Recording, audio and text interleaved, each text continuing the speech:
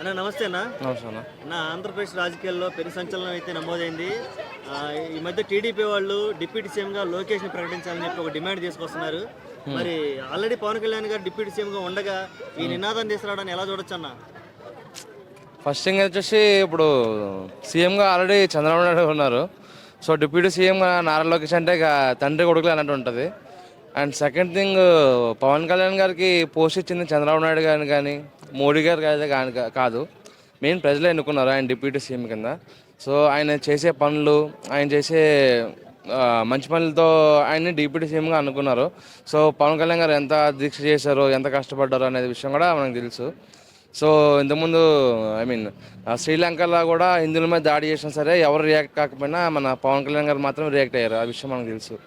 Next బయట రోడ్ల విషయంలో కానీ డెవలప్మెంట్ విషయంలో కానీ ఆయన ఎంత కష్టపడుతున్నారో అనేది మనకు తెలుసు. సో పార్టీలు అంటే రూమర్స్ చేసి మళ్ళీ పార్టీని విడగొట్టడం అనేది కూడా కరెక్ట్ కాదు. సో ఎవరో ఇస్తే వచ్చిన పదవి అయితే కాదు, అది ఆయన ఓన్గా కష్టపడి సంపాదించుకున్న పదవి. ఇప్పుడు ఒకటేసారి డివైడ్ చేస్తే కనుక మళ్ళీ వాళ్ళకే నష్టం.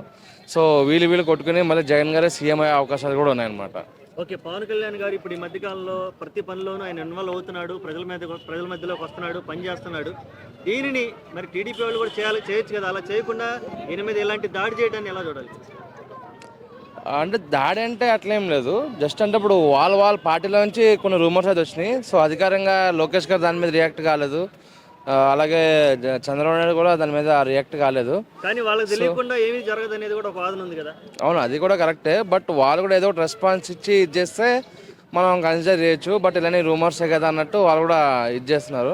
బట్ ట్విట్టర్లో కానీ ఒక డైరెక్ట్ ఒక స్టేట్మెంట్ పాస్ చేసేస్తే కనుక ఎటువంటి ఇబ్బంది అనేది ఉండదు, ఫుల్ స్టాప్ పెట్టచ్చు. లేకపోతే మన బాలకృష్ణ గారిది, జూనియర్ ఎన్టీఆర్ గారిది ఎట్లా వివాదం అవుతుందో మళ్ళీ బాబు గారిది, కళ్యాణ్ గారిది కూడా అలాంటి వివాదాలు అయ్యే అవకాశాలు అయితే ఉన్నాయి.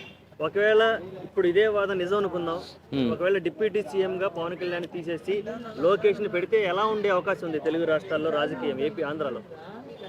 అదే మళ్ళీ రాజకీయాలు మళ్ళీ రగడ స్టార్ట్ అవుతుంది. సో ఇంతకుముందు వెన్నుపోటు అని చెప్పి అన్నారు, మళ్ళీ ఇప్పుడు రియాలిటీగా మళ్ళీ అది కనబడుతుంది. వెన్నుపోటు అంటారు. మళ్ళీ ఇక రామ్ గోపాల్ వర్మ గారు తీసే సినిమాలకి ఇక కంటెంట్ దొరికిద్ది.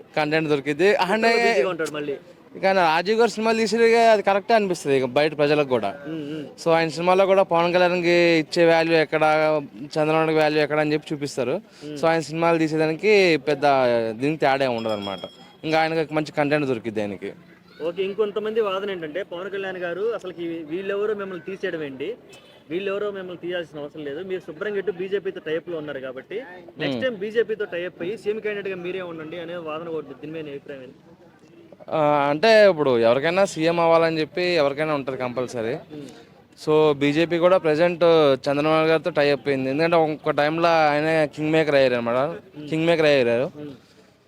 సో పక్క స్టేట్లో ఆయన ఖాళీగా ఉంటే కనుక అక్కడ సీఎంగా ఆయనని ప్రకటిస్తే బాగుంటుంది. సో ఏపీకి ఇప్పుడు ఇంత ప్యాకేజీలు రావాలంటే దానికి కారణం చంద్రబాబు నాయుడు గారే. సో అలాగే పవన్ కళ్యాణ్ గారు అయితే మెయిన్ ప్రజలకి డైరెక్ట్ కలవడం, పెన్షన్లు కానీ రోడ్లు కానీ వాటి మీద బాగా వర్క్ చేస్తారు. సో మేబీ ఆయన పక్క రాష్ట్రంలో మళ్ళీ పార్టీ బాగా ఫోకస్ చేసి అక్కడ సీఎం చేస్తే బాగుంటుంది. బట్ ఆయన డిప్యూటీ సీఎం నుంచి తొలగిస్తే మాత్రం ఎవరు కూడా చూస్తూ ఊరుకోరని చెప్పి అనుకుంటున్నాను. ఓకే, చివరిగా ఒక క్వశ్చన్. చాలా మంది మాటల్లో వినిపిస్తున్నది ఏంటంటే పవన్ కళ్యాణ్ గారు మీరు ఈ రాష్ట్ర రాజకీయాలు వద్దు, ఇక్కడ అంతా లుచ్చ రాజకీయాలు నడుస్తూ ఉంటే దయచేసి మీరు సెంట్రల్ రాజకీయాలకు వెళ్ళండి, అక్కడ మీకు తగిన వాల్యూ ఉంటుంది అనేది కూడా ఒక వాదన ఉంది. దీని మీద నీవు ఏకీభవిస్తావా? నేనైతే ఎక్కువ ఊహించని చెప్పానన్నా, ఎందుకంటే ఇప్పుడు లుచ్చ రాజకీయాలు ఉన్నాయి. సో ఆ రాజకీయాల్ని క్లీన్ చేయడానికి ఒకరు కావాలి. సో అది పవన్ కళ్యాణ్ ఎందుకు కాకూడదు? సో నేనైతే ఏం అంగీకరించను. సో ఆయన ఏపీలో పుట్టాడు. సో ఆ ఏపీని డెవలప్మెంట్ కంపల్సరీ చేస్తారు. ఆయన ఒక తెలుగు పర్సన్ లాగా మనం ట్రీట్ చేయాలంతే. ఇక కేంద్రంలో అది వేరే ఉంటుంది. ఇక ఓకే, చివరిగా పవన్ కళ్యాణ్కి ఒక ట్యాగ్ లైన్ అంటే భగత్ సింగ్, అల్లూరి సీతారామరాజు ఇట్లాంటి ఏదైనా ఒక పేరు పెట్టాలంటే ఏం పేరు పెడతాం? నేనైతే అల్లూరి సీతారామరాజు అనుకుంటున్నా. ఎందుకంటే మెయిన్ ఆయన ట్రైబల్స్ కానీ ఎక్కువ మెయిన్ పేద ప్రజలు ఎక్కువ ఉంటారు కదా. సో అప్పుడు అల్లూరి సీతారామరాజు ఎట్లా కష్టపడ్డారో సో ఇప్పుడైతే నేనైతే పవన్ కళ్యాణ్ గారికి అభివృద్ధి ఇచ్చేస్తా. So one man army. Thank you so